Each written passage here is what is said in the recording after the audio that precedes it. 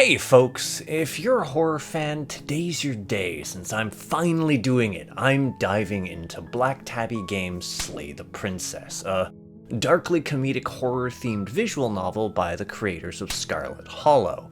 Partly because Veda got sick of badgering me about playing this and just outright bought me it, so thanks Veda! Anyways, since I no longer have an excuse to drag my heels, it's time to ask that central question. Is Slay the Princess a solid way to pass a rainy day, or did it lack pedigree? I'm your host Darlian, let's find out together. And well, as far as premises go, the game lays out a very simple one from the outset. You are the hero whose actions will save the very world. All you need to do is venture to the cabin at the heart of the woods and slay the princess within. Okay, so maybe it doesn't exactly sound heroic, but you have an authoritative and assumably omniscient voice guiding your actions and letting you know that this is in fact the play. Clearly, this is what you should be doing. Unless... Stanley was so bad at following directions, it's incredible he wasn't fired years ago. Well, who's to say you can't ask some questions? Sure, the fate of the world hangs in the balance, but when has that ever stopped anyone from exploring their options? After all, what could go wrong? And that's the joy of Slay the Princess, really, because there is so much that can go wrong in ways that are incredibly difficult to predict, and yet which ultimately make a fair bit of sense, albeit in a perverse way, adhering to rules which you'll slowly piece together as you progress through the various routes. And there are so many to pursue. While each of them aren't overly long, there's a decent number of branches to encounter, which then in turn branch off in their own directions, providing a surprising amount of final encounters you can arrive at. And the permutations don't even stop there, because as the hero progresses through the various routes, he finds himself accompanied by, voices.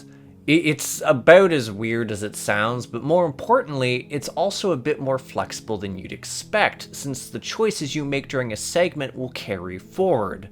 And what I mean by this is that you can have an entirely different set of voices tagging along for a later section, which can lead to some fairly different exchanges, especially since the voices will interact with each other, with one chapter in particular changing a fair bit.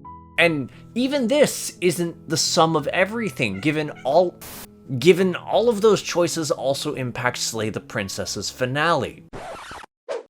So yeah, right here, it prevents me from going on the past route, which also makes sense, because when I was just sort of lightly fiddling around and getting the game over where you absolutely fuck up and never kill a single princess, it X'd out a lot of options that slowly removes them. Simply put, there's enough to unpack and play around with that I found myself scouring its routes as much as possible, which, for context, took me around 17.6 hours.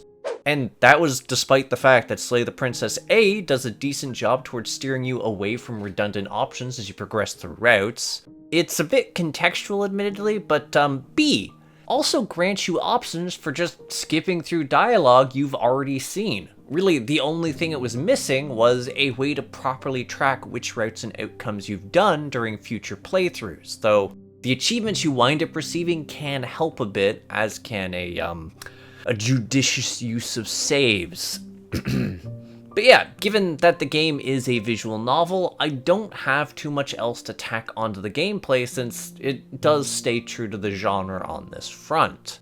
So let me move along to the visuals because damn, there are some unsettling moments to come across. Like, on the whole, I appreciate the game's aesthetic, but I cannot overstate how spectacular or unsettling some of its segments are. It's great stuff on its own. But what really brings it together is the audio. First off, the voice acting is stellar and it really helps to bring a lot of life to the routes and to really sell some of the creepier moments as well as the really fucking funny segments. What? No, I run and stab you. I am just a sweet, innocent princess. Likewise, the overall sound effects are... there's something else. I actually caught myself wincing a few times because of how visceral they can sound at certain points. But what left me in awe more than a few times was the music. There are so many tracks for Slay the Princess dedicated to each of its various routes, providing perfectly tailored ambience. It's just so good. And there's actually a funny little thing in the credits where it will direct you to all of the songs you've heard during your playthrough, just so you can make your own little playlist based off of your experience, which is a neat touch. But yeah, since we've now crept up on the conclusion, I can safely say that I had a lot of fun with Slay the Princess. On a narrative front, it offers a lot to see and do, and the overall quality of the writing is great, especially the humor.